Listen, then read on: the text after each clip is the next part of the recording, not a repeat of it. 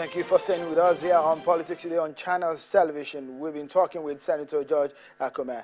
He's a former governor of Benue State and a former minority leader at the Senate. He joins us and is speaking about the leadership crisis rocking the Senate and, of course, the House of Representatives. Let me start by asking you, it looks so much like the deal is done. Senator Ali Ndume is the majority leader alongside Senator Naala and the rest. And with what we have seen so far, your party has said that the stand of a party that they will not shift grounds. Let me quickly read exactly what the party says, that we stand on our list of principal officers. The All Progressives Congress has strongly condemned what transpired at both chambers of the National Assembly, and they are saying that that the list sent by the party to the President of the Senate and the Speaker of the House of Representatives will stay. The National Caucus and the POT and NEC of the party will meet within the next few days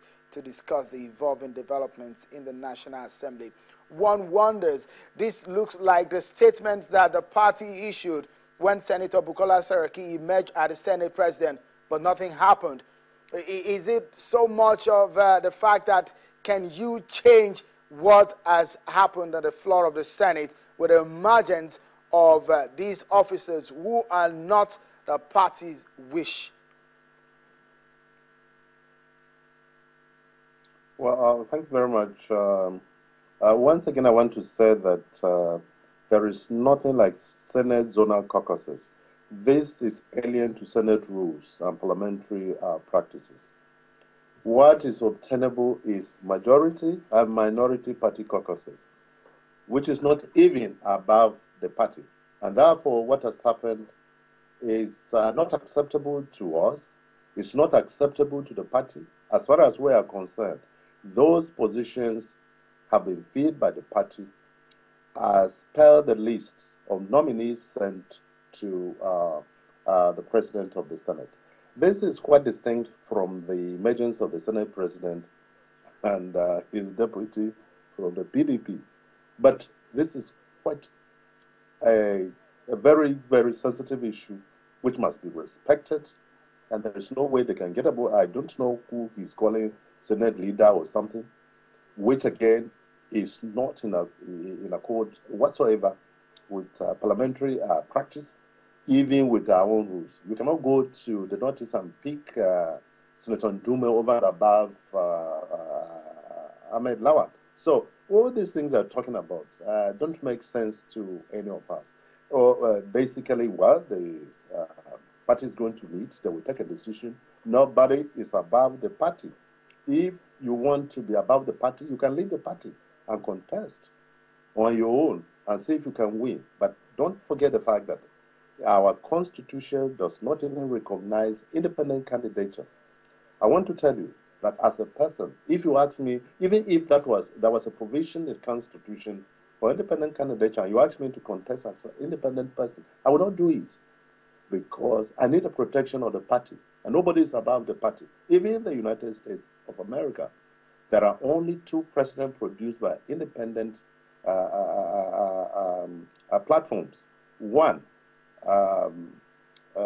John Adams, Quincy Adams, and 2, Adams Jr., the father and son, each served for 1 term for 4 years. And therefore, it again tells you what the issue of party supremacy is.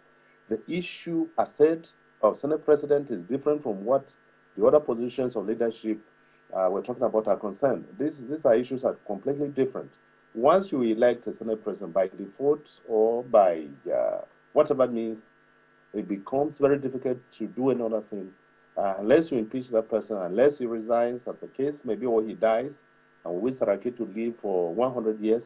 We're not talking about that. But all we are saying is that for these 4 positions, it's a no-go area. The party has taken a decision. It is not for Senator Bukola Saraki to give us this.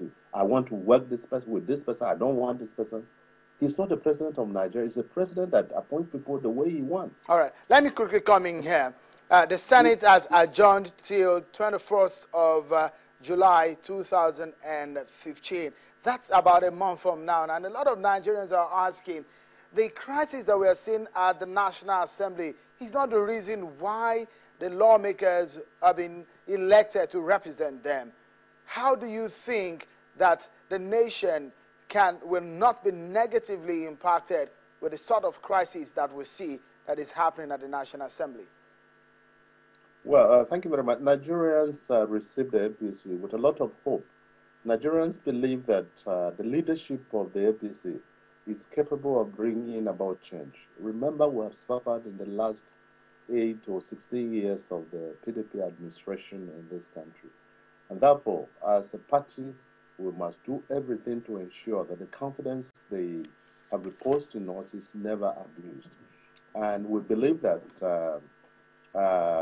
Nigerians are not fools. They are very bright people, one of the best, brightest men and women you can find in the world. They are watching us closely, and they're looking at the issue of party discipline as well.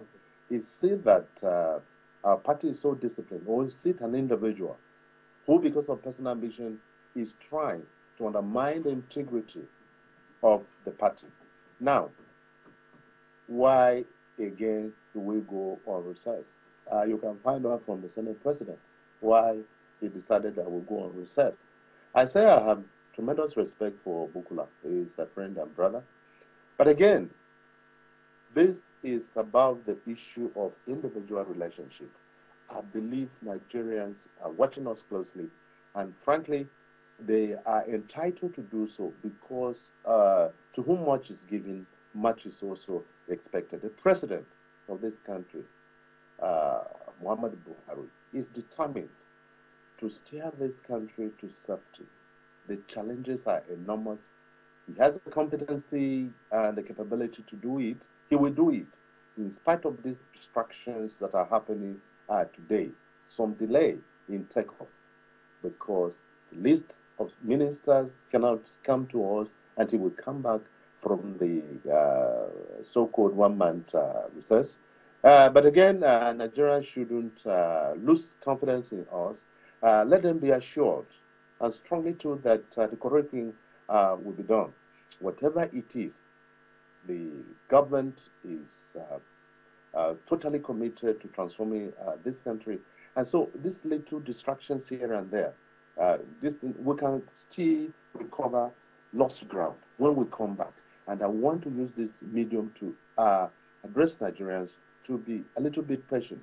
You see, solution to problems cannot be as instant as coffee, particularly when these problems are so complex structurally, and even culturally, and even politically. And therefore, let them not lose faith. We are going to overcome this challenge that the party is going through, and we'll come out stronger. And we want to believe that each and every member of this party must recognize one thing, that he must subordinate his own interest to the interest of the party. After all, I was minority leader. Under normal circumstances, I should have moved to the position of majority leader or the president of the Senate, as the case may be, just like what you have in other democracy, whether presidential or parliamentary. And they told me it's been zoned to that side, so I had to respect. Wrong with this big deputy. I decided to do it. And so nobody should parade himself as being above the party. You can never be above the party. Quickly.